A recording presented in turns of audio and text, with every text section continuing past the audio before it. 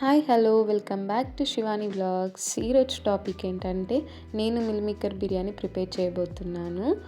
నా పెళ్ళికి ముందు నేను అసలు మిల్ మేకర్ కర్రీ ఎప్పుడూ తినలేదు.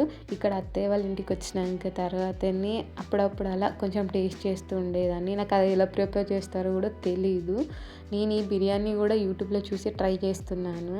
ముందుగా ఉడకబెట్టిన మిల్ మేకర్స్ని తీసుకొని అందులో అల్లం, పసుపు, కారం, ధనియాల పొడి, ఉప్పు, పెరుగు, నిమ్మరసం, చికెన్ మసాలా వేసుకొని మంచిగా మ్యారినేట్ చేసి పక్కన పెట్టుకోవాలి. ఇప్పుడు స్టవ్ మీద 2 గంజులు పెట్టుకొని ఒక గంజు మీద రైస్ ప్రిపేర్ చేసుకోవాలి, ఇంకో గంజు మీద కర్రీ దమ్ ప్రిపేర్ చేయాలి. అంతకంటే ముందు కర్రీ ప్రిపేర్ చేసే దాంట్లో ఫ్రైడ్ ఆనియన్స్ ప్రిపేర్ చేసి పెట్టుకోవాలి, పక్కకు తీసి పెట్టుకోవాలి.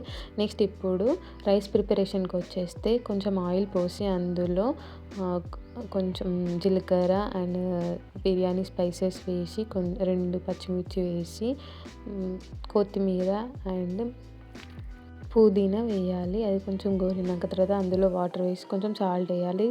అండ్ నెక్స్ట్ ఇప్పుడు కర్రీ ప్రిపరేషన్కి వచ్చేస్తే అందులో ఫ్రైడ్ ఆనియన్స్ పక్కకు తీసినాక ఆయిల్ పోసి మళ్ళీ అందులో బిర్యానీ స్పైసెస్ అండ్ జీలకర్ర వేసి పచ్చిమిర్చి, ఉల్లిగడ్డ వేసి అవి కొంచెం గోలినాక అల్లం, పసుపు వేయాలి.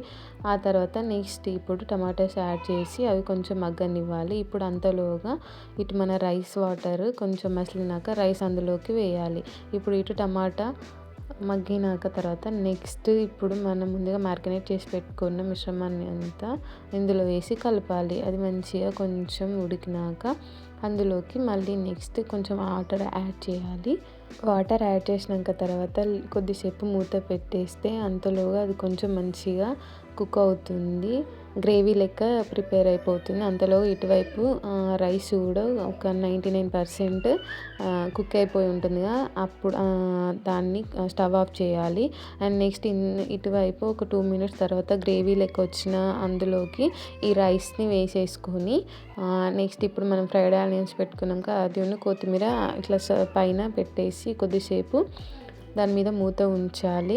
అంతే, ఒక 5 మినిట్స్ తర్వాత ఎంతో tasty meal maker biryani prepare అయిపోయినట్టే.